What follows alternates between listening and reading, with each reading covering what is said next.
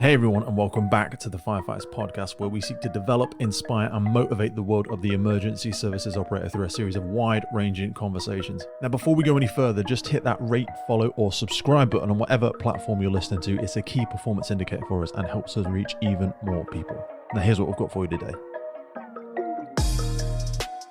Is the UK Fire and Rescue Service filled with misogynist, racist, sexist, homophobic bullies that go around harassing each other on a daily basis? It almost feels as though every single week we are opening the papers to see another story referencing the UK Fire and Rescue Service and its moral dilemma. A recent article in The Guardian, as an example, recently said that every single fire brigade in England is plagued by bullying and harassment claims. Inspectors said they are deeply troubled by the behaviour found at fire and rescue services across England, and it may be the tip of the iceberg. Now, whilst I have come across very, very few bullies in the UK Fire and Rescue Service, there is no smoke without fire. So there are clearly some people not having a very fun time at work. Now, I'm not an expert in this, but luckily my guest today is. Dr. Jason Price is an independent specialist in workplace culture, bullying and complaint management. He has a real clear passion for high professional standards, positive and safe workplace cultures, service quality and excellence, continuous improvement and learning from complaints in customer-facing service operations. Today we're going to get into the true definitions of what is bullying and harassment. What are the legal, cultural, organisational and political ramifications if we get this wrong? What does it feel like for the person under investigation? What does it feel like for the victim? Are we doing everything we can? And why, given the large body of professional standards that are already out there to support individuals with bullying and harassment in their organisations, do we seem to find it so very difficult? I, for one, am incredibly proud to be part of the UK Fire and Rescue Service, and when I go around visiting organisations and services, I'm met by incredibly professional, positive, honest, and people with a high moral compass. But clearly, despite what it might look like on the surface, something is going very wrong behind the scenes. I sincerely look forward to the time when we can look back on this as a time of learning, reflection, self-assessment, self-analysis, and hopefully come out of this with a bit more self-awareness and education. So in order to help us on our way, please welcome to the podcast, Dr. Jason Price. So what is bullying? People will think that bullying means different things to different people, but there's some pretty clear definitions in law. And one of the things that people need to be conscious of is bullying is repeated examples of unacceptable behaviour. So there's a whole range of definitions of some of the characteristics of things that might involve bullying. But basically, if somebody's being subjected to a consistent, repeated pattern of behaviour that causes them harm, psychological harm, it makes it unsafe for them, then that's the kind of thing that certainly through employment law people will say, yep, that's bullying. It's probably quite important to cover what bullying isn't. Bullying isn't just, I disagree with what you've told me. So particularly in manager, the scenario you'll get with and particularly in hierarchical organisations like fire services, you've got an employee or somebody that you need to take through performance management. If you go through a proper performance management process, that's not bullying. Just because somebody doesn't like the outcome, that's not workplace bullying. But if you're persistently treating somebody in an unfair way, if you're taking actions that exclude that individual, that mob towards somebody, then that's the kind of behaviour that starts to that goes into that territory where, hey, it's just not acceptable. This episode of the podcast is brought to you by Gore-Tex Professional Fabrics. Now, we all know the working environment of a firefighter is filled with challenges. We face serious risks on the job, such as heat exhaustion, burns, physical and mental stress, and we frequently come into contact with high levels of toxic chemicals. Now, I have been wearing Gore-Tex for nearly 2 decades on the front line, working in hostile environments, tackling challenging incidents from firefighting to water incidents and in urban search and rescue environments. Gore-Tex have a well-earned reputation for protecting professionals in the fire and emergency services through their family of highly innovative, waterproof, breathable moisture barriers that exceeds global performance standards and are trusted worldwide. Gore-Tex, going further together. I always think it's really good to cover some of those principles, because understanding the why behind something and understand what it means, because the etymology of words and how what they mean, because I always think bullying and harassment sometimes are interchangeably used. I was looking on National Bullying Helpline, I think this morning, and it said on there, like, there is no UK legislation specifically to protect those who may be suffering or have suffered from bullying at work, but it doesn't mean they have no legal protection. And I thought it was very pertinent, because we have a lot of vulnerable people entering fire and rescue service now. We're going through so much more recruitment than we ever have done, and that's not to say that recruits and people coming into the organisations are particularly more likely to be bullied, but I would say, for better or worse, they're also maybe less familiar, less conditioned. Less conditioned is also a good thing at times, because they don't fall into the same bad habits of the people that have come before them. But when we're looking at bullying at work, how does that differ from harassment? Because again, a lot of people use those words interchangeably, and I've probably done it many times myself, and it's harassment seems really provocative word, emotive word to use. I think I kind of actually use the phrase, there's kind of a scale of these things. So I refer to workplace incivility, bullying and harassment, because it's like a continuum of what's going on. Now, in law, there are, without wishing to sound like a pedantic lawyer, there are, there's plenty of those around. There's a specific definition. So harassment is covered by things like discrimination acts, and depending on your jurisdiction. So protected characteristics in law. And typically the distinction that I've certainly come across in looking at this is harassment is, you can have a one-off incident of harassment, sexual harassment, racial harassment, but bullying requires there to be a pattern. So bullying is a series of instances of behaviour, whereas harassment might be a single instant that is significant enough to cause you that harm or affects a protected characteristic, broadly speaking. So, if I said, Pete, if I took exception to your appearance and I had a go at you and it was sufficiently offensive around it, then that could be an instance of harassment. Bullying is a pattern. So it's quite important. It's a really good point, because it's important for people who might be experiencing problems at work, incivility, bullying or harassment, to understand. And you don't want to know the technical details of this. And the time you're experiencing something is not the right time to think, oh, am I being bullied? Or it's just stuff's happening to me some that people is really do that, unacceptable. I think some people, and you do see cases of this, like, I think I should feel offended, or I think I should feel offended on behalf of my friend Jason, because Jason's not from the UK. And I think my friend Jason, if he were here, he would take offence at that.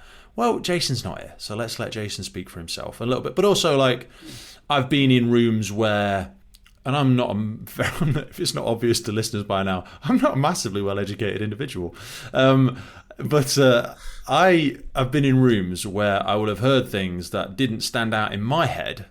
But an example is there was one of my colleagues, someone on my crew, their wife was of a certain religion, and somebody said something in the room that he took offence to because his wife was of this certain religion. And it almost completely went over my head, and I didn't really know what to do with it. I just kind of said, look, let's agree to disagree. I'm sure what was meant by the context of the comment and this X, Y, Z. So I'll tell you what, that's clearly not appropriate for this room and its environment and the people that are in it. And the individual did come and thank me. One of them came to thank me later, the guy that felt offended, and the other guy came to me and said, what was that all about? I said, look, mate, and this person, believe it or not, the bar does get lower, was even less educated than me. And because also, this is another thing, like, we attract people into the fire and rescue service, and these are my words, not anyone else's. I'm sure people will go, actually, Pete, that's a bit harsh. I'm really well educated. Okay, right. If you're really well educated, you'd probably have gone and done something else, because a lot of people that come into the first responder community, certainly the fire service, it's one of the only services you don't need a degree to get into it. You are usually a kinesthetic learner. You like to see things and do things and touch things. You're a bit of a problem solver. You might already unknowingly have a bit of an unrecognized learning or neurodiversity, sorry. Like, I've got ADHD, and it only was known to me a little while into my fire service career because I don't really fit very well in other environments. And the reason I'm making all of these points is a lot of people, I think, in the fire and rescue, some stuff is done out of malice, and that's the line, isn't it? It's the intention and the malice, I think. But some people, we're just trying to do cool stuff and help the public. We really don't. I feel like we're big toddlers bumping into each other at times, and then someone's losing their job. Do you know what I mean? And obviously, I'm talking in the context of offence and bullying harassment here. Yeah, but I think that's a really good point about the discussion, because a lot of and the reviews that you've seen through the inspectorate, it's been rough in the last 5 years. Yeah, absolutely. And when we're talking about positive workplace culture and attitude, and then you get, as you say, bullying and harassment and incivility. It's for a lot of people who've experienced it. If you're talking to people who've experienced this kind of thing, they actually just want it to stop. Sometimes it's misunderstandings. Not everything, as the point you made, not everything actually is escalated up. Now, that's not to minimise the experience anybody is having, and anything that is below the line needs to be tackled, and there are mechanisms, and we'll get into how that should work and some of the problems, but. I think one of the areas that I've certainly had some experience in, which works particularly well, is around restorative process. If somebody, the example you gave, where somebody said something that's upset somebody, it's not acceptable behaviour. It's below the line. It's something that people think, no, we shouldn't tackle that. You need to be able to tackle that in a constructive way. And to resolve things, and that's actually a principle of best practice in complaints management, is the first stage is make sure it's safe for people to report stuff, but then is there a kind of an informal resolution mechanism? And you've got to allow the ability for people to work things out, and for disputes to be set without them getting so procedural and mechanical and down a formal line that everybody gets backed into a corner earlier. Now, this is a really fine line, because if something serious happens... You're talking about mediation there, aren't we? Like, I've engaged in mediation in the past. Well, no. Okay, are these different things? Because I've had mediation with my wife when our relationship broke down at one point and we got back together. But I also have had mediation in the workplace. Am I getting that wrong? Because I think what frustrates me there, and I apologise for interrupting you, is some people go, no, I don't want to mediate. I want Jason to be punished. And you're like, well, hang on a minute, In other news, this episode is brought to you in partnership with MSA Safety. Today we have them to thank for the improved firefighter safety through connectivity in their brand new connected firefighter system. At the centre of the connected firefighter platform is the MSA M1 SCBA with telemetry. You can view battery life, air pressure and estimated time remaining either independently on the M1 itself or from the Luna connected device screen. Also, still with the air status, alarm information, search status and all of this provided to the incident command for confident decision making during the scene. That integrates straight in with the Luna system, which is a wireless all-in-one device creating an independent search and rescue network, providing edge detection, enhanced personal thermal imaging, while simplifying post-scene reporting and data retention. One of the key parts of the Luna is their FAST system, the Firefighting Assisting Search Technology. This combines directional and distance information with thermal imaging to help find separated teammates and decrease response time. It actually connects you to the other crews in the vicinity for a unified search during the time of mutual aid by instantly notifying the network of Luna devices when there is a downed crew member, allowing for a prompt search and rescue. All of this then plugs into the FireGrid system for cloud-based connectivity, real-time information and data-driven decisions for the incident commander. It enables you to see the exact location of your firefighters on the scene. And it doesn't require you to be sat on the station. The MSA Hub then provides a wireless gateway straight to the cloud, enabling wireless on-scene data for local and remote incident command for additional eyes on the scene. MSA are truly taking massive strides in the future of improved firefighter safety through connectivity. MSA is dedicated to increasing safety in the fire service through technological advancements.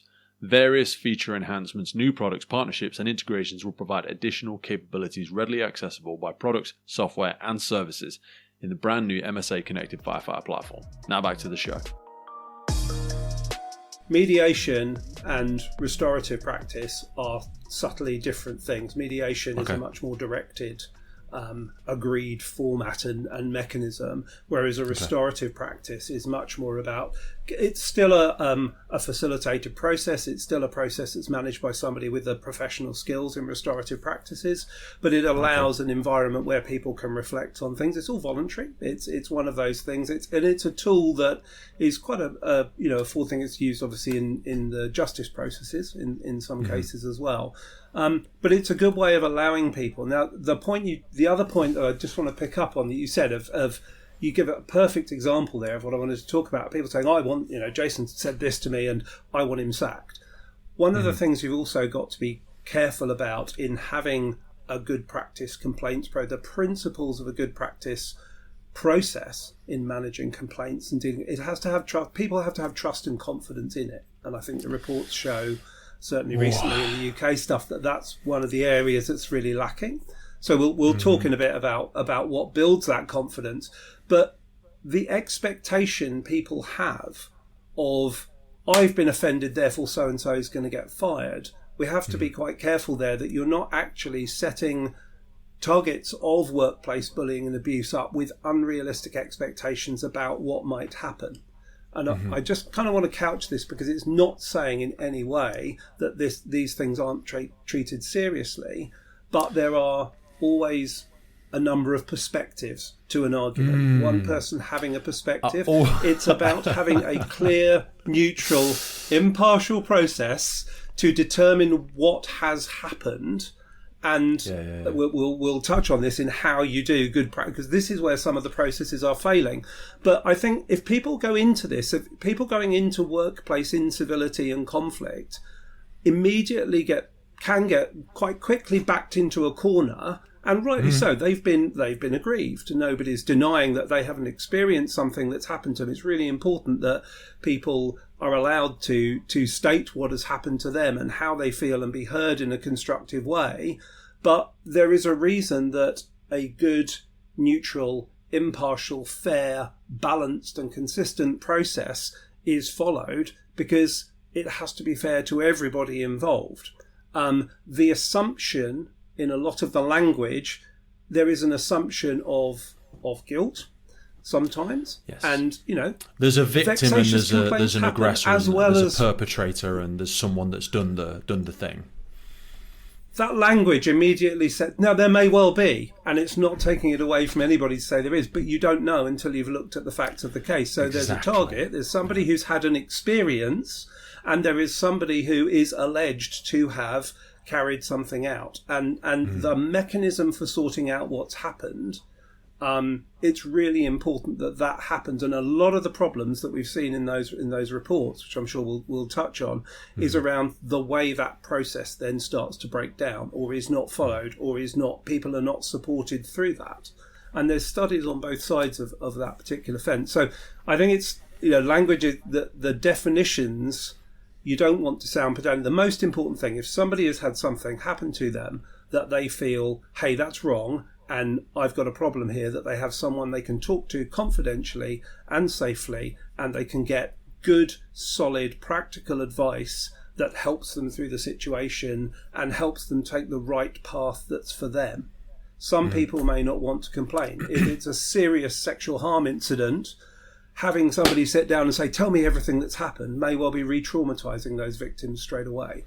So you have to deal with things in a careful and appropriate manner, and that requires skill.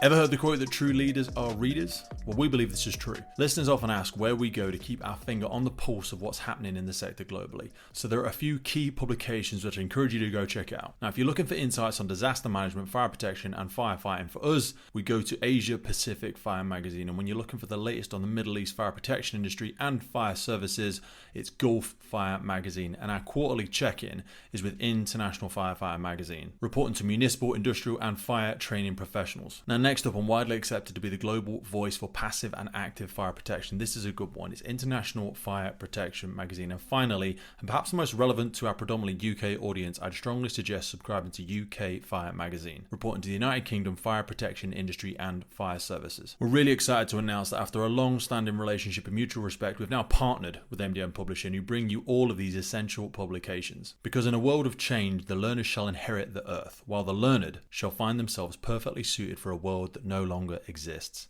Eric Hoffer said that, and I believe he was right. So keep growing, keep learning, and keep yourself in the know and at the cutting edge of what's happening globally by dropping into the notes. And as a gift from the podcast, you can actually subscribe to any of these publications for free using the link in our notes. Now back to the show. one of the things I was listening to your podcast episode with 263, one with James Coomer on leadership, and yeah. I thought this is a really good follow-on actually from James's conversation, because a lot of towards the end of that podcast, James was making some really good points, and enjoyed the discussion you were both having around how do leaders and managers deal with difficult situations and difficult conversations? And dealing with this kind of thing has got to be right up there with the most difficult conversation you get. And I think the caution I'd throw into this is just recognizing that it's not in any way maligning the skill of leaders or managers, but people sometimes feel, particularly experienced managers, I can get in and I can sort this out, and it's two people and I can pull them together. And certainly from my experience, it's been people can very quickly get out of their depth because it's a specialist. It does require that conflict resolution. It's more than just difficult conversation. James's points were really good as an intro, but I think my message to managers and leaders dealing with this is you've got to know your limits, and it's better to try and resolve. If you see a problem happening in your team, in your station, in your culture, on your watch, then think about getting some specialist support around that. But obviously that requires your organisation to have that and be able to do that, whether that's a restorative kind of process to nip it in the bud if it's a grumbling issue, because it will snowball. And if you try and start getting stuck into dealing with a snowballing issue, the chances are in a number of cases what you end up doing is backing two people into a corner, and then when it does hit a formal complaint and a grievance process, or a bullying and harassment complaint, or it's a case of serious sexual harm, or it's something criminal because somebody's punched somebody in the face, you're suddenly out of your depth, and what you've done is then contributing to the situation. So you very definitely need to take advice, take support. As a manager trying to deal with this, don't just think, I'll get stuck in and deal with it. And do best endeavours are great, but you really need to ask for help and support early. Earlier is better than later, and you don't want to polarise things, because then you get exactly the example you gave there, where somebody goes, no, I've been told I was bullied by my manager, says, yes, that's clearly bullying, I want him fired. Well, the managers then inserted themselves into the problem. So they're actually now a participant in the case when they were trying to sort it out, because they've expressed an opinion and they've backed a side. You can hear somebody's story without picking a side. And being impartial and unbiased in all of this is a really significant that's part a skill of having a fair in process. Itself. Not hearing Jason's perception of his really difficult experience and going, oh mate, yeah, oh wow, he said what? Oh my god, yeah. You know what? If she'd have done that to me, I'd have felt it. And you're like, hang on a minute, So several things I was thinking, when you were speaking there. One was you were talking about sides of the story, and I've got a couple of my favourite quotes on that. Is always, no matter how thinly you slice the onion, there's always two sides to it. And also, I actually always say there's always three sides to the story. There's my version, there's Jason's version, and then there's the true version. Do you know what I mean? That's where in our life, sometimes CCTV and audio and stuff is very useful, because a lot of this gets recorded on fire stations. We touched on some of the reports there. We are going to go into some of the aspects of that, but I would just insert at this point, just as a reminder for people. So one of the big outcomes was this, almost a suggestion that services are incapable of dealing with this stuff, which I'll bet HR organisations up and down the UK, but also across the world, felt very offended by, because they made them get an external separate reporting system, didn't they? That was the main thing. We actually had them on the podcast, a company called Say So. We had them on, and they're working with a lot of UK fire and rescue services now. I wanted to ask you about when to hit the button. So you were, and I feel like this is a nice lead on from what you were saying there, because what I was hearing when you were talking there was, okay, so Jason said this thing to me, and imagine there's a button in front of me, and it's the HR button, and I'm listening. I'm like, oh, Jason said, right, hang on a minute. I've got to do something about that. Actually, can we just talk about this? Or can I get Jason and Sarah to sit down together? No, bang! I've hit the button. He just said this, because when I hit that button, and I think not hitting the button is where a lot of problems happen, because then you're talking about that waterline. Is it below the line decision? if we have a conversation, I use my professional judgment, and that's a big spectrum of professional judgment. How experienced am I? What is my knowledge? What is my awareness of processes, policies, blah, blah, blah, blah, blah. Have I ever dealt with this stuff before? So that is a very skewed bias as well. But I'm hearing this and I think, no, I think we can talk about this, so and so. And then I talk to you in 3 weeks and I'm saying, how are you feeling, Jason? You said, no, yeah, actually, it's gotten a little bit better. I think it's okay.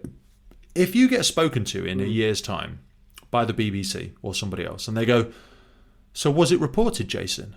And you go, well, I mean, I spoke to my manager about it. Okay, and did they report it? And they'll go for a Freedom of Information Act. They'll go to the HR department, whatever, and go, on February the 23rd, 2024, Jason reported this thing to his line manager, Pete Wakefield. Can you give us a record of if that was ever made? And they'll say no.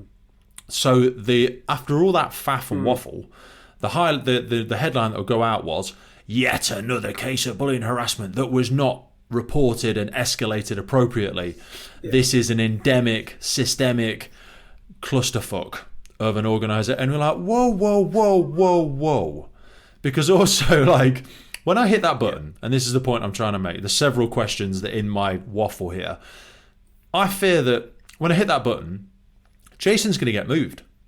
Because someone might look at this and they'll go, okay, we don't know what's happened. And this, you were saying, the implied guilt. We don't know what's happened, but just as a precautionary measure, Jason, we're going to suspend you.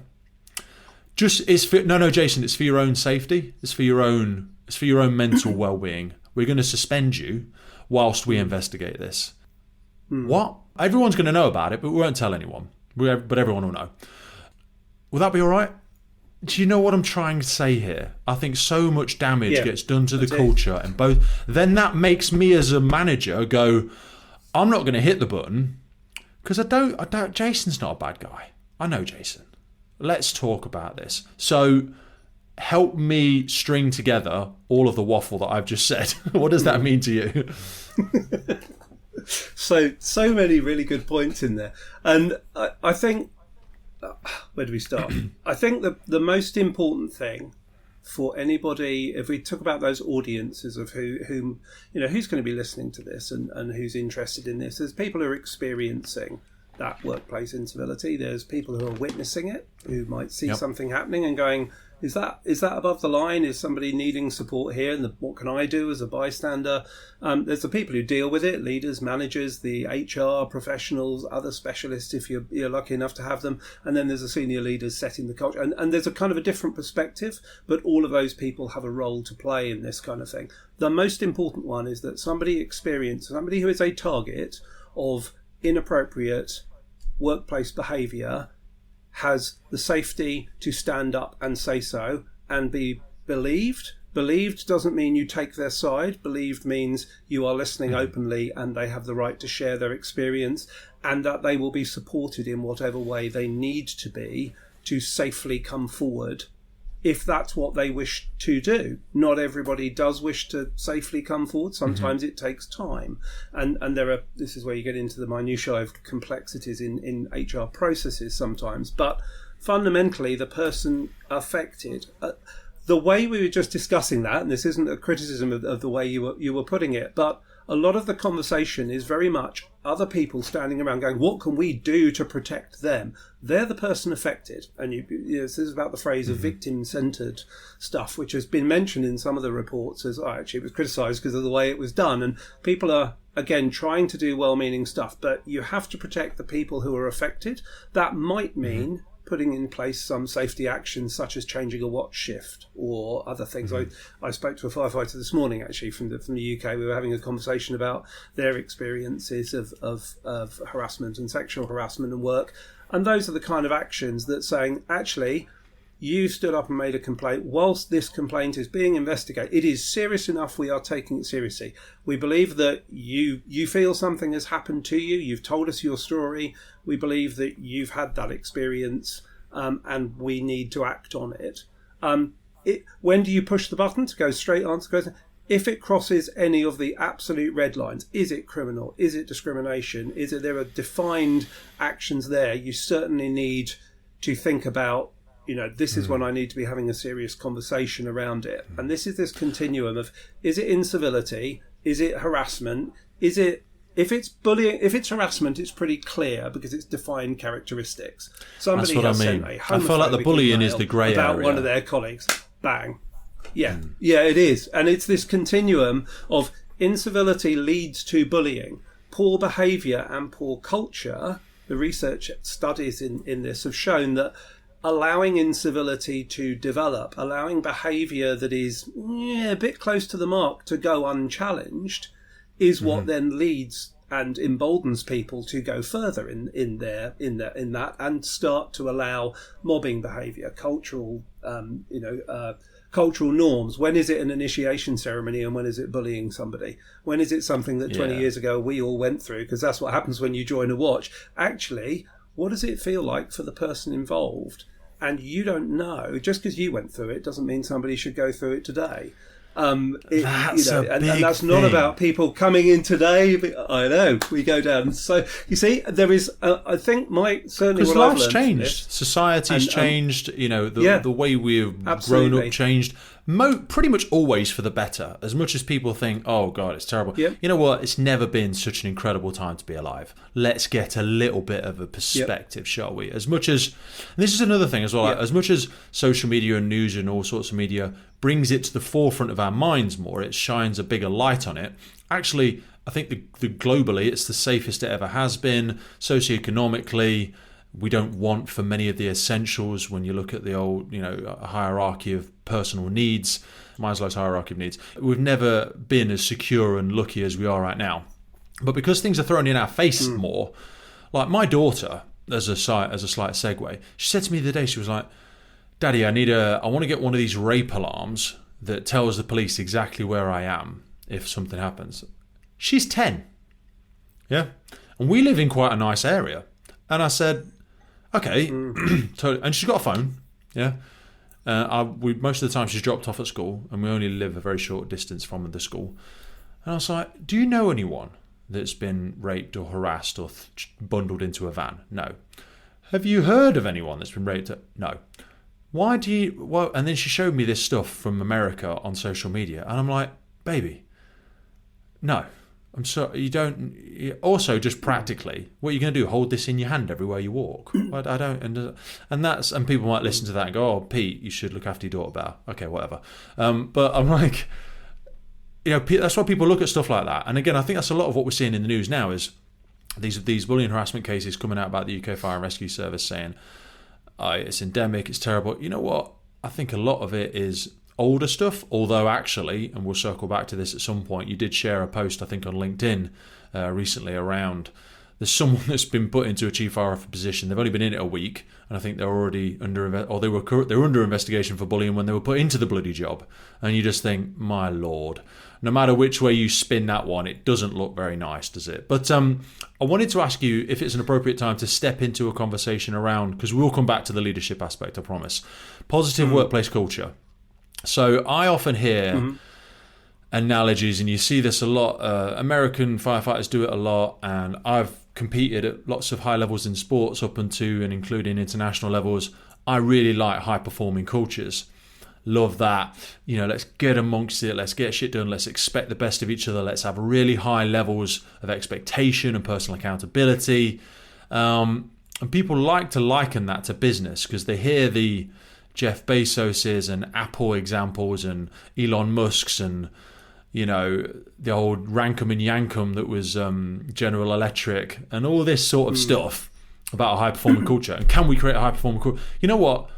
Those organisations, whilst I think I would like to exist in them, they're savage. I think we struggle with defining a positive workplace culture. Here's the question. Help me. The positive workplace culture versus a high performing culture. Can they be the same thing? Do you think that's a realistic aspiration for us?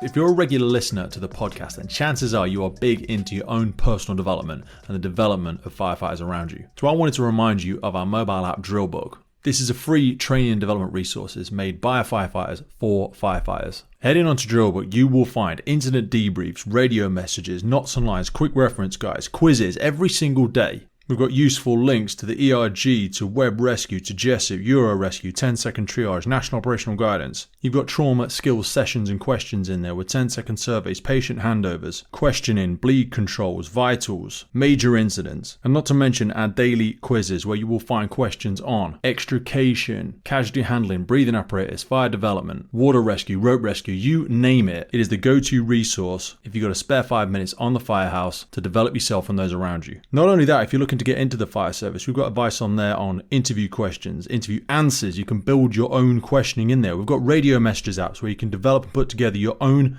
methane, if code, and a whole area dedicated to knots and lines and incident debriefs as well. All of the incident debriefs that we have gone through on the podcast, you'll find them there. And again, remember, this is built by firefighters for firefighters. So you can add your own drills in there. You can pick the drills that you find the most favorite. When you go to search for different drills in there, you can find breathing apparatus, hazmat, incident command, ladder drills, pumping, RTC, trauma skills, winching and recovery, urban search and rescue, height rescue, water rescue. There is literally hundreds of training ideas, hundreds of drills in there. And you can continue to build this library of resource for yourself and for firefighters all around the world. Remember, this app is absolutely free and it grows every single day down to the contributions of our thousands and thousands of users. So if you've got that favorite training drill and you want to share it with somebody else, get in there. If you're looking for ideas for training yourself and your crews, get in there. It's freely available on Android, Apple, and you will find it in the links for this podcast. Remember, it's called personal development. The clue's in the name. You've got to work twice as hard on yourself as you do on the job. So always be growing, always be developing. Now let's get back to the show. I think that an organisation that has a positive workplace culture is a high-performing organisation needs to have positive workplace culture and attitude to be high-performing. Because if you're not respecting and supporting and protecting the people within that organisation who are able to do it. Actually, it goes back again to the point James was introducing in his podcast interview with you around psychological safety. It is one aspect of being able to ensure I've used the Blanchard perform model of high-performing culture with high-performing teams, and it's the ability of people. One of those is about communication and setting standards. You can set the standards that you like. For some people, that might be, particularly well driven and so on. For other people, actually, it's about making sure that the team can work together effectively to solve a problem, that people are listened to, that differences of views are respected, and the danger of those very competitive and savage is probably a pretty good word kind of cultures, is that can lead to creating those environments where the type of workplace bullying, the mobbing happens, where othering happens. Oh, you're not part of the group. Oh, you don't approach things in the same way that we do. Well, that makes you weaker and you're not up to scratch, and therefore you end up with a group of people picking on somebody else because they have a different approach. Now that approach there's some baseline tasks you've got to be able to do as a firefighter. There's other things that are different skill sets and different ways of looking at things, and your conversation with James about leadership is, though, mate, and the different skills involved. We've set the bar so low, in my opinion, and we won't go too far into this rabbit hole because it's not really a part of our conversation today, but we've set the bar so low in terms of expectation of people. Now, morally, we've set the bar high. Culturally, we've set the bar high. But performance, we've set the bar very low because we're not a business. We're an organisation. Fire and rescue services and brigades are organisations that have big budgets and a lot of money and they're held accountable. But there's not really very many specific metrics of success. There's never been a fire that I've gone to that's still burning now. Do you know why? Because they put themselves out eventually. Even if I'm a really, really rubbish firefighter, it will still go out eventually. Yeah, and then we'll come up with lots of reasons it took me so long to do it. And for me and others, that's really frustrating because we think we know what good looks like in terms of, and again, I know I'm getting into the operational. This is another thing, and we'll talk about this in a minute. We focus a lot on the operational stuff. Yeah, so knuckle-dragging meatheads like me are like, yeah, I want people who are fit and strong. Could you rescue me from the building? No. Well, then you're not good enough. But you're Pete, you're 18 and a half stone. You're massive. I'm not going to do it myself, am I?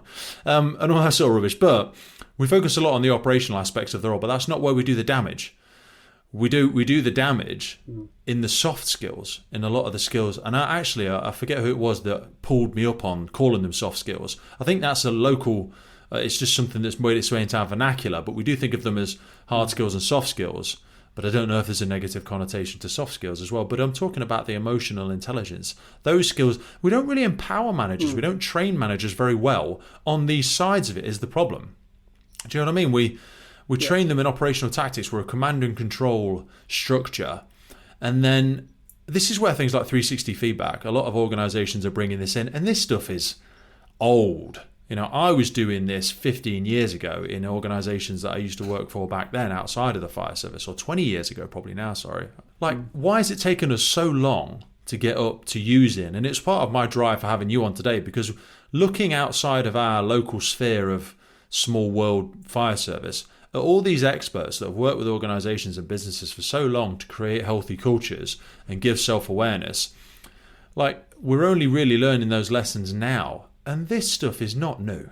And it works. And I think your observation that it's not just unique to fire services as well, that focus on the operational requirement, putting the wet stuff on the hot stuff, getting the job done, and have you got technical skills and the technical function, particularly in a rank and a hierarchy structure, where it's very clear and easy to define what those technical structures are. And what you find in some organisations, same in the military, people will get promoted up because they've got that technical competence. You'll go from you're a firefighter, you're a qualified firefighter, you then go into senior firefighters, and you're jumping up the ranks because you've achieved a certain level of technical competence, and suddenly you've got a crew and a watch underneath you.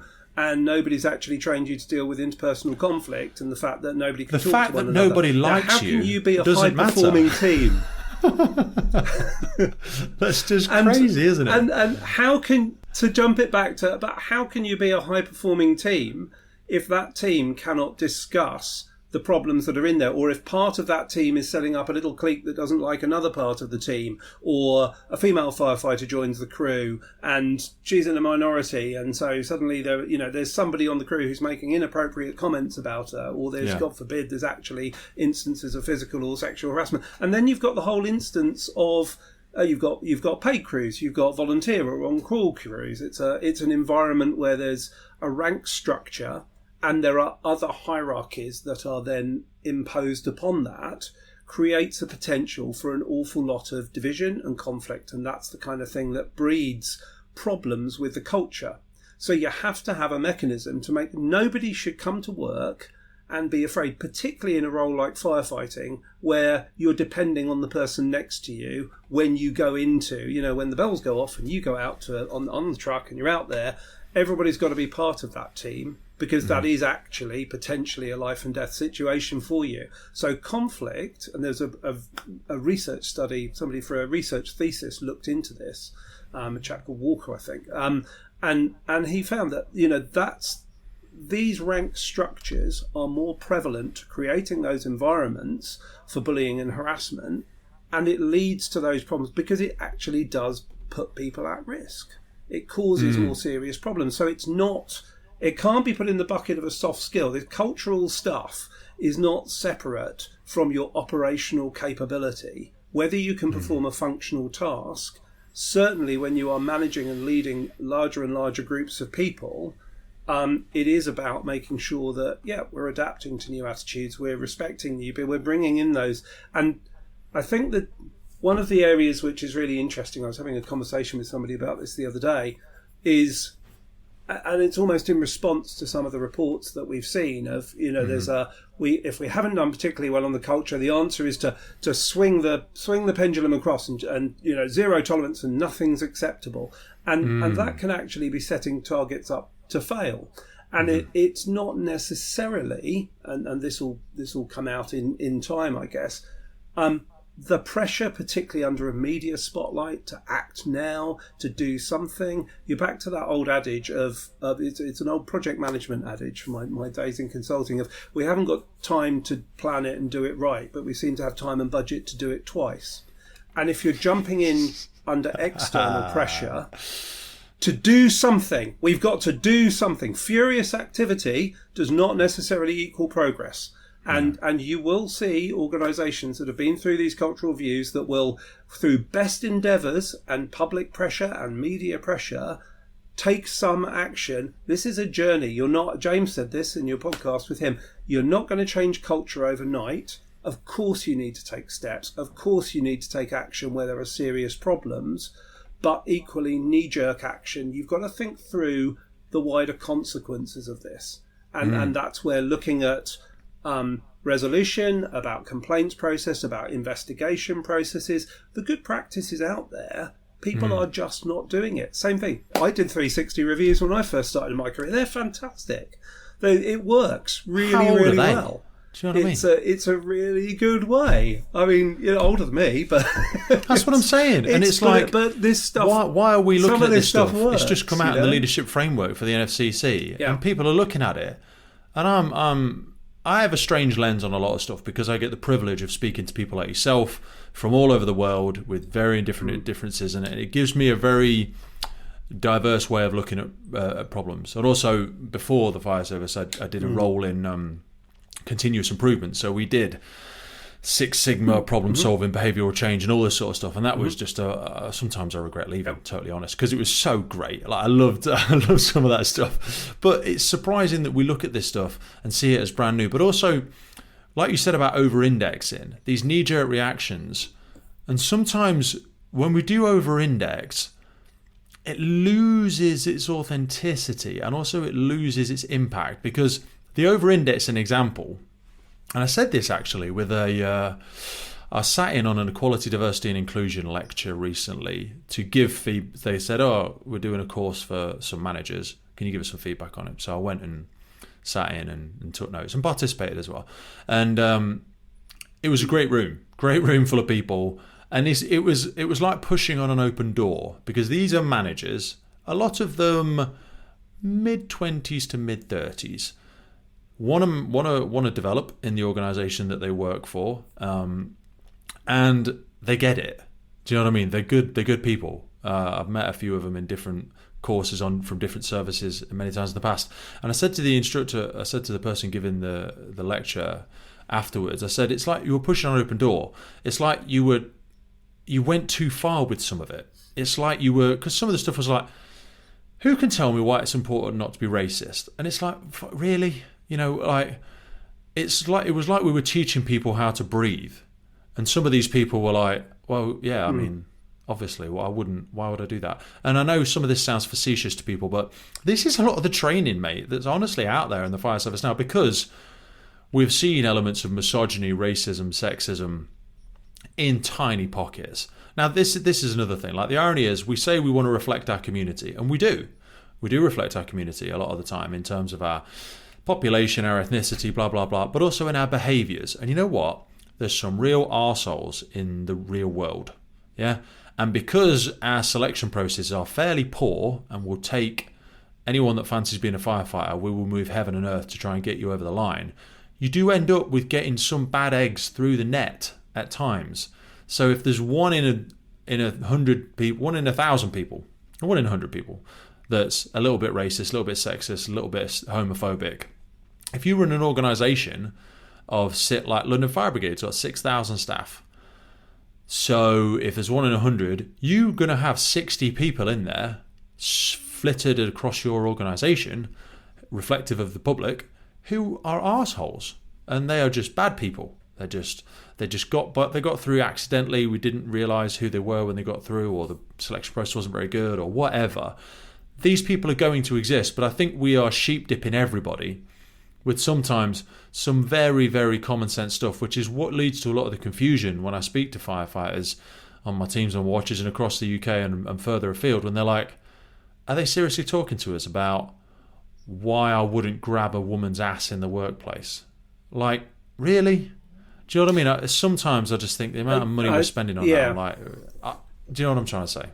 I think, I know where you're coming from. I think the issue is you're always going to have to deal with And it's really important that the organise, because there'll be people out there who are experiencing stuff going, they're going, Pete, what are you talking about? I'm experiencing this stuff, and I know you're not minimising. And I get it, and it's important not to. When we talk around that balance, the thing is, and I think this is a lot of people, and it goes back to the motivation of why people go into emergency. So we want to believe the good in people, and the fire services are universally across the world held in the top. If you ask the public, what are the organisations you trust? Fire services, emergency services come right up the top, up there with doctors. I saw one survey actually that put management consultants at number 9, so I immediately discounted that survey, because if management consultants made the top 10, it's clearly rubbish. But firefighters, doctors in the top X percent, in the top 4 or 5 organisations, and that's what motivates a lot of people to go into doing that role. So you want to see the good in people. And the unfortunate side of workplace bullying and harassment is those mechanisms have to be in place. So there is an element, and I guess some of this also comes from the process you have to follow with employment law, is that you've got to tell people the basics to tell them they've been told the basics. And there are fundamental, frankly, as you said, it's a very small minority, but for the person who's affected by it, that one idiot who has to be told, don't touch people in the workplace. Just don't do it. You need to establish the baseline of that behaviour, because otherwise people can and will turn around and go, well, you never told me. You never told me not to touch people. You go, don't be an idiot. Of course you know, but you still have to set it out. Now, I think where the distinction is, because we don't want to trivialise this for people who are kind of listening, is it's about the detail of actually where things break down in a lot of the reports that you see and the inspection reports is people in HR, for example, are doing their best endeavours to do this, and with all due respect to everybody listening who's involved in HR, this is not maligning them at all. If you read any of these reports, mate. I've done a lot of work with HR. I know. I can just imagine the phone calls they must get on a daily basis, and they're like, "What? They did what?" Yeah. They just must look at each other across the desk going, you've no idea what I've just heard. Seriously? Seriously, is this happening? But that's back to somebody will sit there and go, do we have to tell people not to touch someone? Do we have to tell people not to send homophobic emails to other people or post it on social media? You actually do have to tell people. HR. One of the common complaints in that you see in these reports is HR people are not always specialists in complaint management, and that's something I've learned from doing complaint management. No disrespect to anybody in HR, they're required to do so many things. It's a very broad field. So to ask HR to conduct investigations to a standard of professional investigation and a competent investigation that is a trauma-informed investigation to deal with somebody who's suffering from the anxiety, the depression and the confusion and the physical and mental symptoms that are associated with workplace bullying is a skill in its own right, and it's not the same sort of procedural thing of other issues that they might have to deal with. I'm not in any way saying some of our HR colleagues are not competent at doing it, but equally, HR people sometimes say, God, I can't be a specialist in everything. And there is when you talk about, one of the things we'll talk about is conflict of interest. There is the perceived conflict of interest. And when I look, I've just pulled up here some of the stats from the HMRC FRS reports.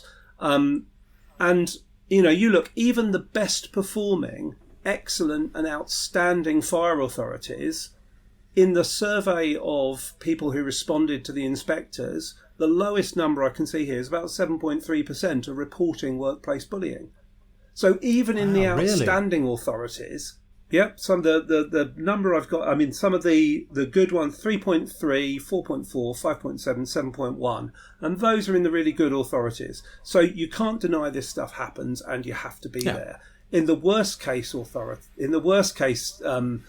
situations with some of the fire services that need serious improvement, you've got 37% of people of respondents saying they've experienced workplace bullying in the last year. 37.7 of respondents. So it's of people, it's the old whiskers, 8 out of 10 people who expressed a preference. So you may have survey bias. It's a self-selecting survey. But there's a distrust there. Some people won't put into the survey because Yep. they fear that they're not anonymous. So actually the number's probably bigger.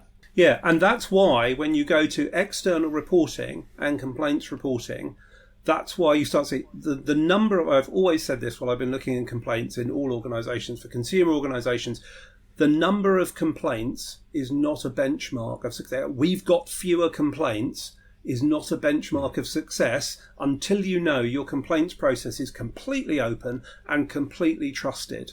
And 100% of people who've got a problem feel safe to use it. And this comes through in the inspection reports, because you're seeing here that some of the numbers, I did a bit of analysis on it, the percentage, there were a few surveys where the inspectors asked, and they didn't ask this consistently, which is irritating for data nerds like me, but on half a dozen of the reports, they asked people, if you experienced bullying, did you choose to report it? And if not, why not? And in the worst cases here, which are actually for good authorities, 65% of people who said they'd been subjected to it said, I'm not going to bother reporting it. The primary reasons, and this is borne out by wider bullying research, was I don't think anything will happen. I'm afraid I'll be targeted. I'm afraid I'm going to be retaliated against. So fear is a common reason why bystanders and targets do not stand up. And that is unacceptable. That is what's got to be tackled in the change of positive workplace culture. You cannot have a mechanism and a process that people are afraid to use. And that goes to confidentiality, transparency, trust in the process. And bless them, I'm sorry, HR, people don't trust you because you work for the organisation. HR, I think it's a real issue that is I'm sorry, I'm going to say it, I'll be controversial. The fundamental role of HR is to protect the organisation, and I can hear the screams of HR people going, "That's not what we do, Pete." By all means, throw abuse at me. But if when you get into the chief fire officer nitty-gritty is going there and saying, problems, I don't want to land on the front. I don't want my organisation landing on the front page of anywhere because you have not done your job. Yeah. And this is why some of the processes take so long now, and I think there's a big mental there's a lot of damage done to people's mental health, both for the the complainant and the person, because a lot of people, and I've heard this from HR and I've heard this from chief fire officers say, like, the record will show, no matter what the outcome is, the record will show that this process was managed correctly, and that's what they're focused on. They're focused on. I mean, obviously, a byproduct of doing it well is that it will get a good outcome for the individual, theoretically, as well. But they're like, we will be seen to be doing the right thing. And people are so concerned to be seen to be doing the right thing, that sometimes ends up with the over-index. And I do think, to be fair, to put argument on both sides of my points that I've made during our conversation, we do need to make sure we're doing it right. Because we're clearly, no matter the own little biased little world I live in, it's like there's clearly a lot of people suffering. There's no smoke without fire. Someone's genuinely really being upset out there, and there is some fairly horrific stuff. I'm not a member of HR, and there's stuff I hear when I travel across the UK to different services, and they tell me stories. I'm like, that's gotta be rubbish. That wouldn't bloody happen. And they're like, no, absolutely, 100%. Yeah, she's not in the job anymore, or he's not in the job anymore. Or I can show you. I screenshotted the WhatsApp. I can show you it, and I'm like, how did it ever get there? What went on? Do you know what I mean? I just think it's. But you made a thing, and I'm sorry for interrupting you, but like when you said about the reporting versus the number of things that happen, it made me think about the near miss analogy. You know, where for every 1,000 near misses, health and safety wise, there is one fatal accident or something like that, and there's a pyramid, isn't there, about near misses versus serious injuries versus fatal injuries, and I'll bet there's a similar analogy to be made for this. Yeah, and I think going back to that point about it's the trust and faith in the process. It's the it's the particularly complex or difficult cases, or the ones involving people as you go more senior up the chain. If there is organisational risk involved, that is where there is a risk that if the process is not transparent and clear, and it's not well run, and it's not impartial and seen to be impartial, it starts to undermine trust in that process. And whether or not the process is run properly, there's the perception and the trust in whether it's run properly.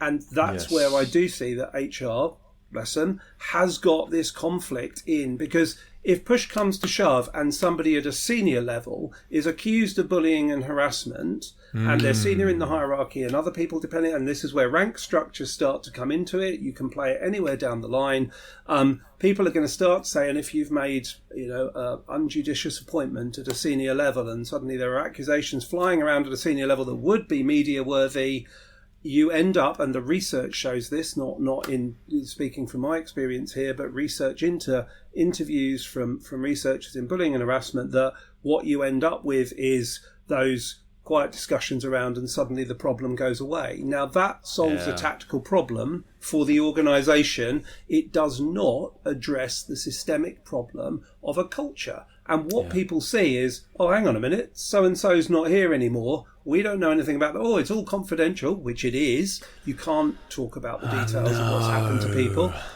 But it doesn't inspire confidence. The stats that's, and I don't want to, because we need to come on to the how do people deal with this, but the stats out there was the Workplace Bullying Institute in the US has done quite a lot of study and interviews with people on this, and they found that of people who report, this is why people are afraid to stand up, and the role of bystanders. And I think it's important that we kind of cover this, because 63% roughly of targets of workplace bullying end up losing their jobs, suffering detriment or moving on, compared to about 20% of perpetrators where things have come to a head. And there is a cycle of workplace bullying. So if you're listening to this and you're somebody who is being targeted and you are experiencing workplace incivility and bullying, people's first instinct is, oh my God, I'll go to HR for help. You have to know what's coming. You should know the process. And this is where some of the failings in the reports have shown, say,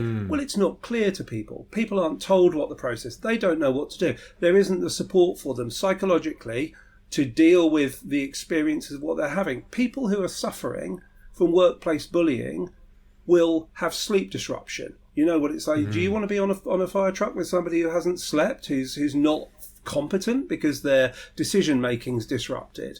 They have anxiety, they have depression, they may have suicidal ideation, they may have been experiencing this for 6 months. And there's a research study that shows the depression caused with serious cases of bullying can take up to 4 years for people to recover from. It leads to burnout. But all of those symptoms, if you go into, I'll give you a scenario here though, Pete, because if you then go into a complaint and investigation process with somebody who's experiencing that level of trauma caused by a workplace scenario they can't get out of because they're in a crew, they're in a watch, and it's happening to them and other people are not supporting them, you then go through a formal investigation process, and let's say an investigator does do this in a professional manner, they'll make a judgment and go, oh, hang on a minute, I'm interviewing both parties. That person's a bit confused and repeating themselves, and this person over here is thoroughly lucid and clear. So they start to make balanced probability judgments. Well, you've got to take into account the fact that somebody's going through a trauma and experience. So that's where an investigation starts to not be straightforward. And it needs the skill of professional investigation. There are examples in the studies and from fire services of investigations done by HR, handed to managers, where people involved in the case are doing the investigation by virtue of their management position.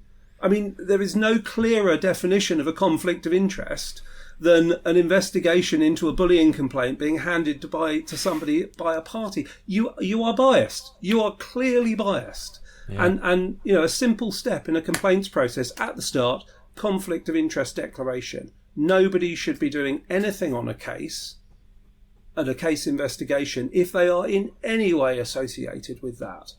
And you get in. So the going back to the original point about it, because we've gone through quite a lot of detail there, but it's it's really important that people understand the detail of the mechanism that needs to be followed, the practices that are there that people can follow and can implement in their complaints process. If you're a senior officer and you're listening to this and you're thinking, how do I fix my complaint process? There is an ISO standard for best practice in complaints and investigations. Why don't you measure your new process against that?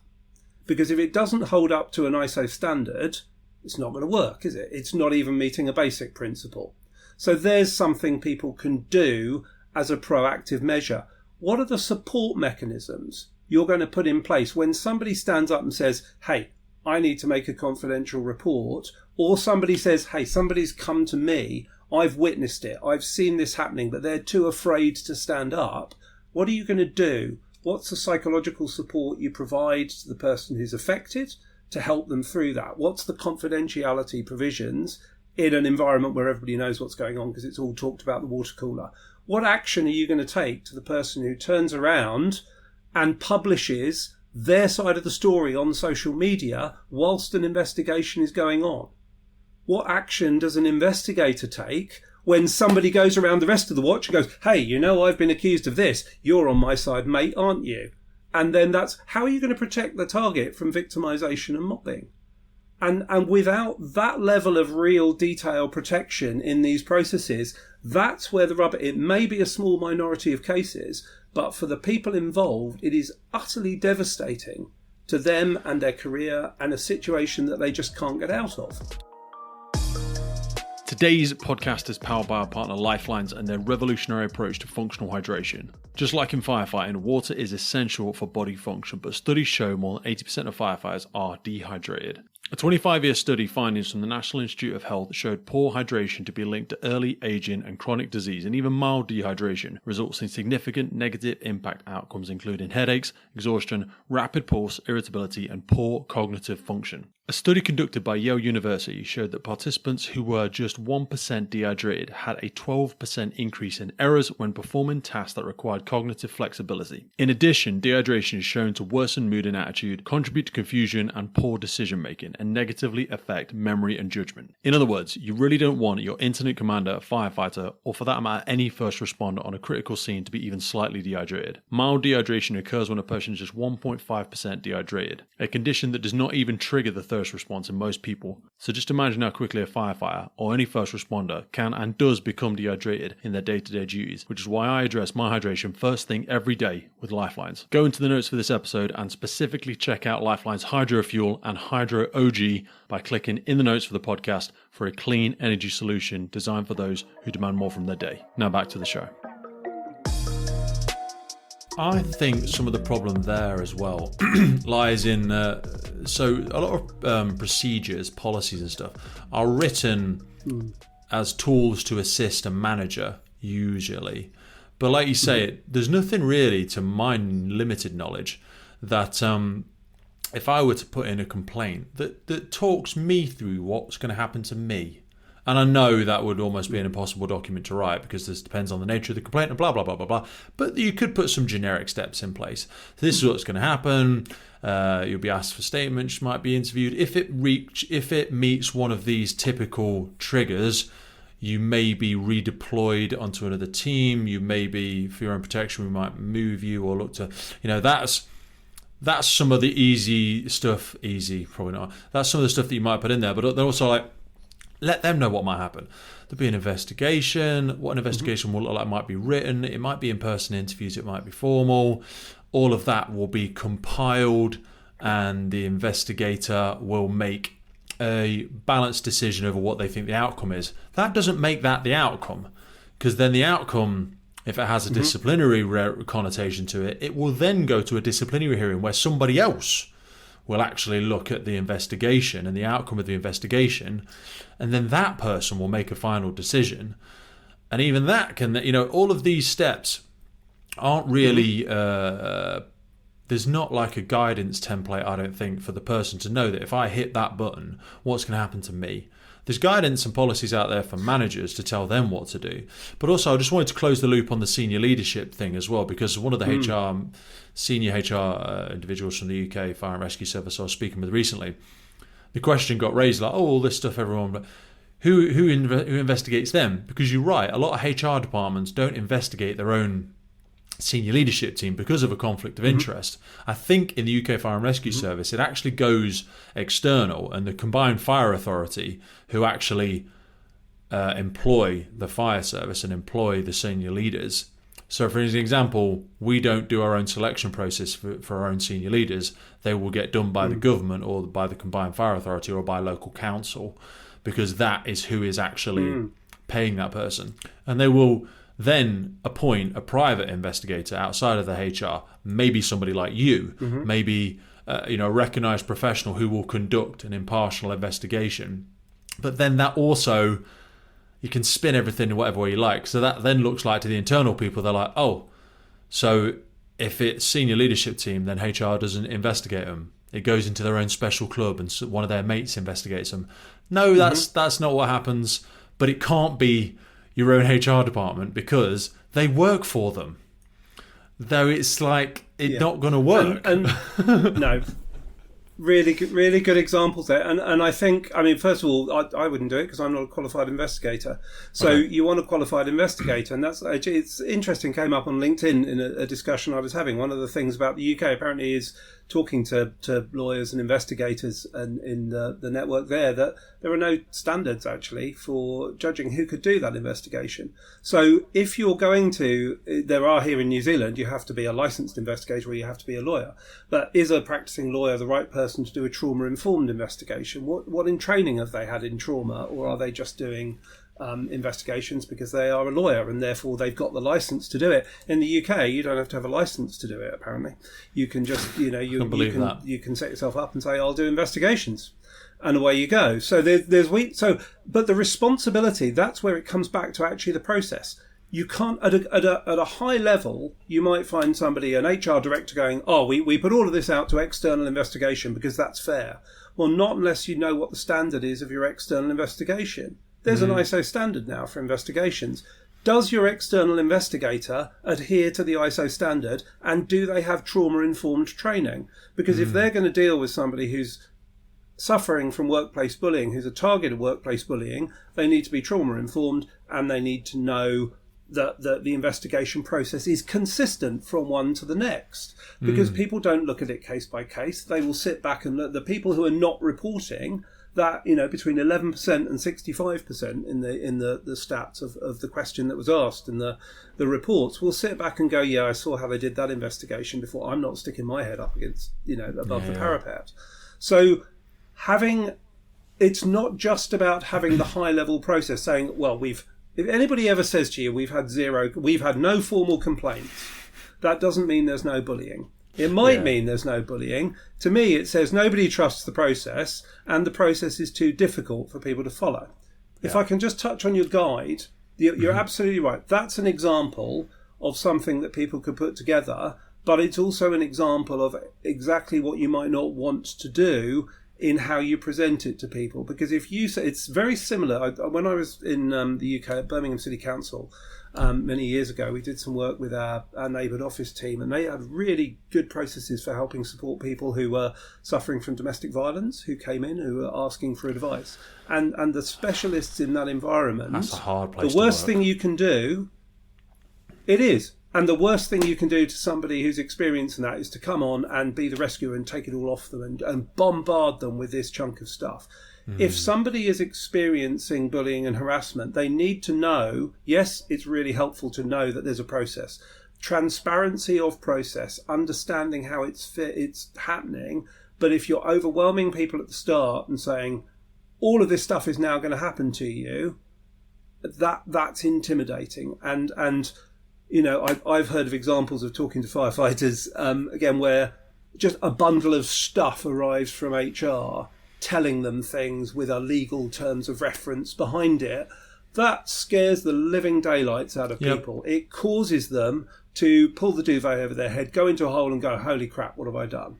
And that's not the right mechanism. So this is back to the support mechanism. So there are a number of things. If you drew a Venn diagram on a board, we've got kind of three or four intersecting different things. You have to have a good, robust complaints process. You have to have a really good, robust investigation process. You need to learn from the outcomes. You need to have a thread of impartiality through it. And you've got to have support for both people involved. You've got to make sure your complaints and investigation process isn't weaponized by people who just don't like the conversation they've had with a manager who did something perfectly fairly. So there are, for all of those audiences we've talked about, there is specific advice that they need and support and guidance. And this takes time and resource. It's a specialist skill, a specialist area. And we are talking there just about the ones that go to the investigation process, but for everybody who stands up and says so, there are those people who don't, and there's the behaviour, and that will be reflected in your departure stats, your sickness stats, and so on and so forth. So as we're talking about guidance, we're talking a little bit more solution orientated now. We haven't really thralled and thrashed around in the helplessness of our conversation. There has been a lot of useful references, and some of the statistics who've come out there have been really, really insightful. I wanted to move the conversation into what can we do about this? You've been doing a great deal of work and putting together some really thought-provoking resources and support in your work as a specialist in workplace bullying, harassment and complaint management. Help us climb back out of this conversational valley, if you will. Not that you and I are having a bad conversation, but where, because people could have listened to up until this now, and we've unfolded the challenges that people are having in some examples there. Help us see the light at the end of the tunnel and how we're moving in a more positive direction. I think it's a good analogy of a case, because as you said earlier, no case is straightforward. And there will be nuances, and things will happen, and it will go off down. So apologies for people who may have, hopefully been following us through the peaks and the troughs. But it all leads to the question of, okay, so this is a problem, and we know it's a problem. The reports are, so what are we going to do about it, and what can we do? I think fundamentally it comes back to change. If you're looking to change a culture, it is going to take time. Change only happens, my adage on this, change only happens when individuals take a decision to do something differently.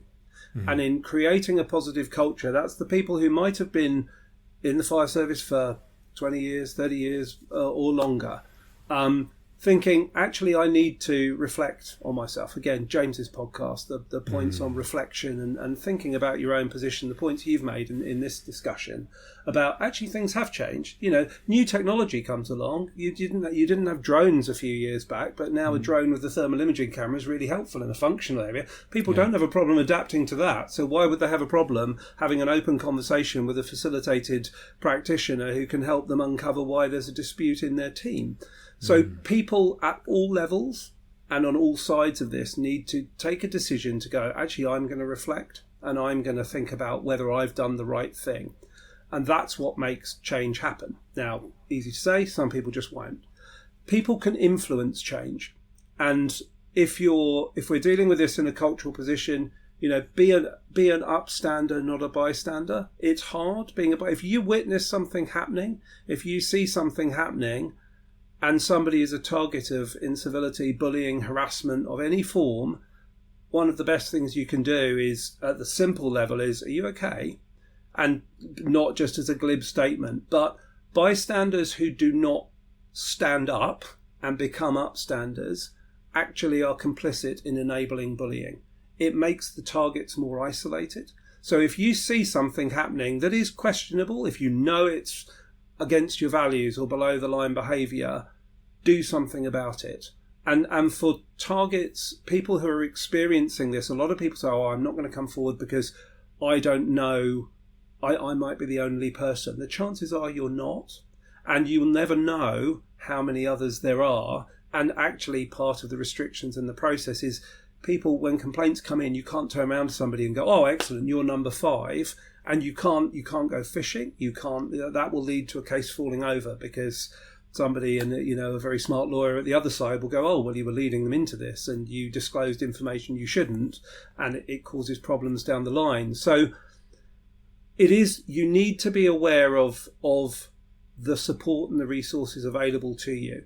Write everything down. Whether you're a manager, your question earlier, what do I do if somebody comes in? When do I hit the button? Right at the start, you said, well, the first thing you do is write down that somebody came to you and just keep a note. If you're experiencing anything, the best thing anybody can do who's experiencing it is start a diary and write it all down. Keep it keep it somewhere safe, because if it goes to actually through a formal process, that is your evidence of what's happened. And by the time you realise it's happening, it might be a bit too late. It sounds awfully defensive, but that's what you want to have. When an investigator comes in to look at it, they will say, have you got the evidence? It's good advice from the police in cases of stalking, harassment and other such things. It applies here. Just document it. You might never need it, but that's fine. If you do, you don't want to not have it. Yeah. I think from there, it's around making sure that the support mechanisms are in place. So the organisation and people in leadership positions have to sit back and look at this and go, actually, we need to, it's more than just standing up and saying, we've got zero tolerance and we're going to pass a rigorous policy and go, we investigate everything. How are you looking after people that are affected? How are you making sure that the process and the mechanisms you have are compliant with good practice, that you're thinking about the people involved? The people who may be subjects of allegations, who have not done anything, whose careers would be ruined by a false allegation or a vexatious allegation, as much as people who have made a genuine complaint, who are genuinely experiencing something, who need to be heard. Both people in that process are going to have a traumatic time dealing with it, and they both need to be treated fairly in order to come to an impartial and fair outcome on these things. So the mechanisms for that, you've got to have that impartiality and that fairness in doing it, and you've got to really start to look at how you tackle that confidentiality. Social media is a nightmare. It's an absolute nightmare, and I would say to anybody, my appeal, having been on the other end of dealing with cases like this, is if you're involved in a case as a target or as somebody who's been, the worst thing you can do is open up into social media and rally around your mates and get everybody, get a bunch of character reference. You need to understand what the process is, and organisations need to explain this, but an impartial and fair process will deal with this in a manner that the truth will out. The moment you start pulling people around, getting your mates together and all of those, talk to people on a confidential basis, get the support you need, but don't publish your case on Facebook and say how badly treated you are in the middle of a case. You are influencing witnesses, you are tainting an investigation, and you're potentially giving the people involved the opportunity to say this is an unfair process and therefore not, if your allegations were true and were found to be, you're giving people an out at the end of it, and that's it's not helpful. It's very rarely helpful. Never helpful in those situations. It's bloody stupid. It is just. It's never been a thing before, and I think maybe I don't want to go too far down this rabbit hole, but I think because we've never been so connected as we are now, but also people have never felt so isolated. And when people go through something like this, I imagine you feel even more isolated. Because again, you might have been moved, people know there's an investigation going on, either you're part of an investigation, you're under investigation, whatever side of the fence you're sat on, people know about this.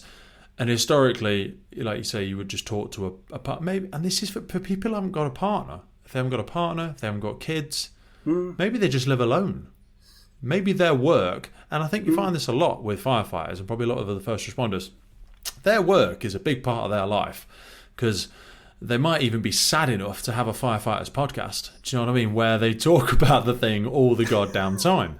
Do you know what I mean? It's like, it stands for so much of what they do perhaps to them, and then to have that held at arm's length, or to feel like they're distant or isolated or alone from it, forces people to vent out or seek support in different mechanisms. And we've never had the tool of social media available to us historically, 10, 15 years ago. It wasn't available to us. Now, it's just so easy to pick it up and go,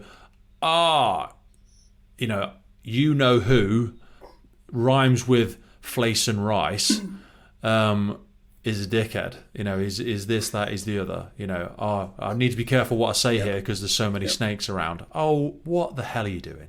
What do you think you're going to get out of this? You'll get 4 seconds of levity, feeling justified in what you've just put. You'll have a tiny little moment of pause from your fear and anxiety, and then it will swing the other way completely, because you'll go, what have I done? Oh my God, what have I done? I hope nobody saw it. Let me make sure it's got rid of. And I've just made the whole thing worse. And your point about support there is a really good one, because if people don't have a personal support network, or people they encounter outside of the work and the environment, that increases that stress, that anxiety. That's the stuff that pushes people to the far end of depression, suicidal ideation, and so on. But that's where, when we talk about support from the organisation, you can call EAP. You might be able to call EAP. Actually, sometimes this requires a bit more specialist support. What is the organisation doing to provide well-being services, where you might talk to somebody who's come in and say, actually, are you all right? Do you need specific counselling or psychologist support for you? So if you're going to, people need help through the process potentially, and they need that impartial and neutral information place to go to. So, that, and all of those mechanisms. That's relevant. Sorry, that's relevant at all levels of the organisation. So I am going to say something that's time relevant now, and feel free not to participate, because this is just my own opinion. Unfortunately, in the UK Fire Service, we had a chief fire officer take their own life recently, which was horrific to see. And I knew this individual, and I sat and had breakfast with them only a number of weeks before this took place, and it was an absolute shock to me and horrible to read. And they were going through some obviously personal challenges, and there was a professional aspect to it as well. There was some allegations that were made against this person professionally, and it was put in a lot of the media. And this person chose a permanent solution to what would hopefully have been a temporary problem, whether that be 2 years, 5 years. This too would have passed at some point in time. Don't know the details of it, blah, blah, blah, but I did know the individual, and I'm sure they weren't perfect, but luckily neither am I. I just think that at that level of organisations, people would assume there's a lot of support for somebody. They would assume... I speak to a lot of senior leaders on the podcast and off the podcast, and it's a very lonely place, so I'm told. Very, very lonely place. And there, at time of recording, there is another case going, or there's another senior leader, there's another chief fire officer, we referenced them earlier, newly appointed interim position going, and they're under investigation. Okay, they're under investigation. Investigation is a process. It's a little bit like I'm being diagnosed by my doctor to see if I've got cancer or whatever. We don't know what it is yet. We don't know what it is. Let's be very, very, very careful in what we do with this. And this is where I think normal media is just horrific. The stuff they put out about the other chief fire officer that took their own life, whether it was yet to be proven or not, there would have been an investigation that took place, would have taken a long time, no doubt. But the damage that gets done there, I don't want to read in a month, 2 months' time that another senior leader or anybody in the fire and rescue service has taken their own life, or the emergency services. But certainly not another very, very similar example where an allegation has been made, there's been public outcry, political and governmental and union parties at that level throw very harsh accusations at an individual that are yet unfounded, and then that person chooses to take their own life, which I hope is not the case again. Let's just be very, very, very careful of what we're doing here, is all I would ask of people, personally. Yeah, and absolutely. And because because there's an investigation, we don't know anything about the circumstances. That's for the investigator to determine. And I know everybody wants to know the answer, and people jump to conclusions, and they're, there's no smoke without fire, ironically, in the subject we're talking about. Actually, you have no idea. And the harm that people do, and the harm it causes to both parties involved, and that stress. Now, when we say that we assume there's a lot of organisations do have good support in, but it goes back to your point about the explanation of the process is ensuring that the mechanisms that people are going through and that support is in plain English, that it's most people who stand up and have to bring a case of bullying, incivility, harassment, or God forbid sexual harm of any form, it's the first time, it may well be the first time it's happened to them. They don't know what's coming.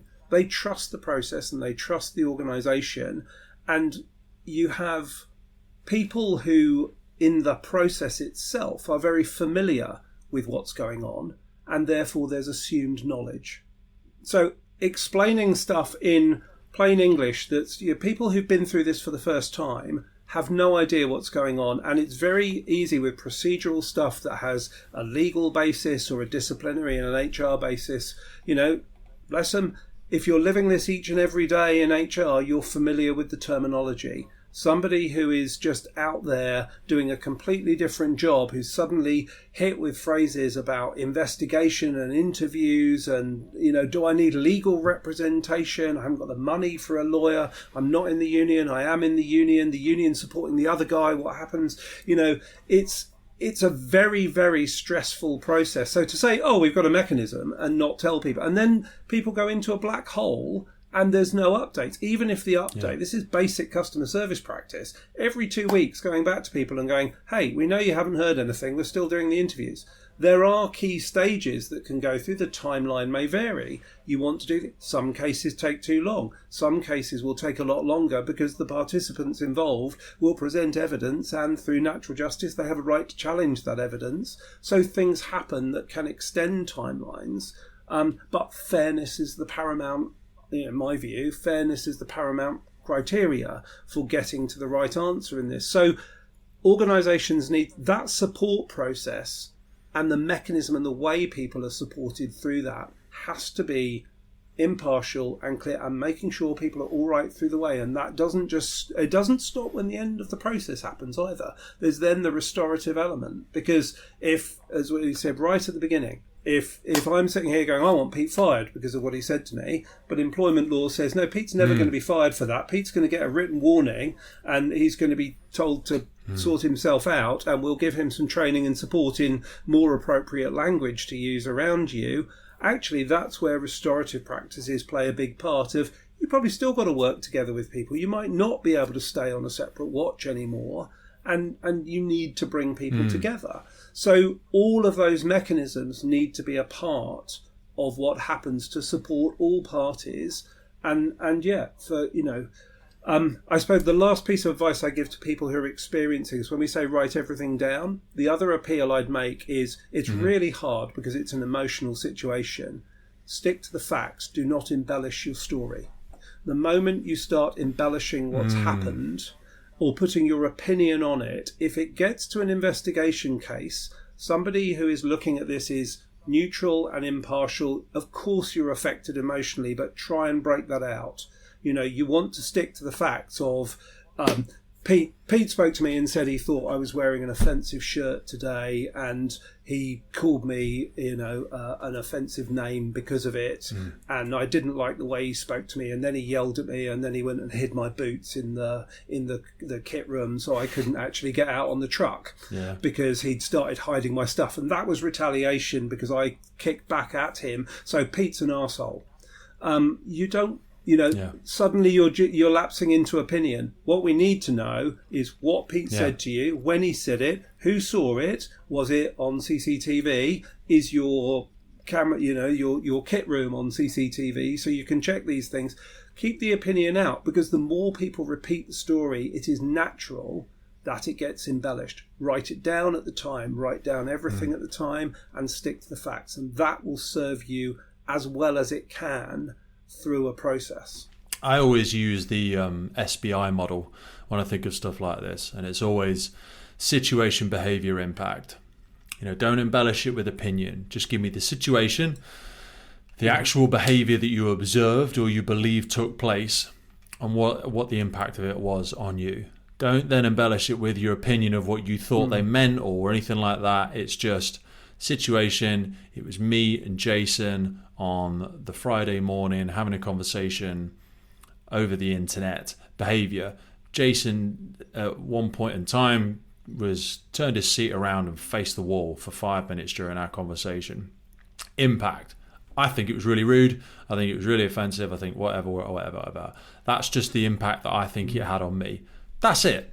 Not Jason does that because he's an arsehole and he's never liked me and he's all, well, that will yet to be determined, because actually this is the first time you've spoken to Jason over this sort of platform. You don't know what else was going on in the room, and I'm sure that will come to light through the process of the investigation. Perhaps a facetious, silly example, but I think that SBI model is used. It's a one I really enjoy using. I think it's useful for a lot of situations. Yeah. In summary around it, I don't, it's easy to look at the scale of the problems that have been surfaced in cultural reports and in service reports, and people are sitting there going, oh my God, this is a mess. How are we going to fix it? It is fixable. It's something, it will take time to deal with. But if anybody out there is listening going, well, I'm really not happy working in this environment with the culture, nobody should feel unsafe going to work. Nobody wants to see the person next to them traumatized, distressed, or suffering behaviour that just is unfair and shouldn't happen to them. So everybody can ask themselves, what am I doing to contribute to this? What am I doing to stop it? What am I doing not to help by not doing anything? Inaction is as bad as action, particularly if you're a bystander. And then people in that leadership position looking at this are going, how are we supporting our people? What are the mechanisms, the processes, the transparency we've got and the support we need to allow people? Nobody should feel unsafe and unable to stand up and say, hey, I've got a problem, for fear of retribution or inaction. And that's going to be your measure of how things change over time. Jason, I've absolutely loved our time together this morning, mate. Thank you so much for your generosity, for listening to my silly analogies and examples and trying to piece together some of my experiences and references. I know there's a lot more that you're putting together that people can perhaps come to and seek more guidance. Where's the best place for people to go if they do want a bit more help, if they do want a bit more guidance from yourself? I'm on LinkedIn. People can get a hold of me on LinkedIn is one place to go. And then there's my website is priceperrott.com. That's PERROTT. I'll send you the link for that for the podcast. Wonderful. So if people look under this episode, if they look in the notes, there will be a link to Jason's LinkedIn and also to the website as well. Jason, thanks so much for your time today, brother. Send my love to your new wife, which we didn't get on to talking about. Those navigating those emotions and those relationships. Another wonderful examples. Things I'd love to perhaps go into in a future conversation. I've really enjoyed our time, mate. If we could maybe talk again in 6 to 8 months' time and maybe do a pulse check on seeing how these things have developed and seeing how our cultures change, and hopefully for the positive. That'd be great. No, thanks, Pete. It's been really interesting. Fantastic. The Firefighters podcast was created to recognize, acknowledge, inspire, and hopefully even motivate these incredible individuals who have chosen to be part of the first responder community. Our driving purpose is to create a legacy resource for the current and future generations of firefighters and first responders. We get some incredible feedback from listeners and guests, and as the podcast grows, our desire to create longevity and sustainability means that we are asking for the support of our listeners. If you want to support the podcast, if you want to get discounts to our merchandise, hoodies, clothing, coins, patches, tallies, and also access to all of the incredible documents get shared with us from our podcast guests and sector leaders, then please head over to our Patreon page, and for just £3 a month, you can support the future of the podcast. Please finally hit that follow, subscribe, or rate button on the platform you're listening, and wherever you're around the world, please support your emergency services responders, and thank you for listening.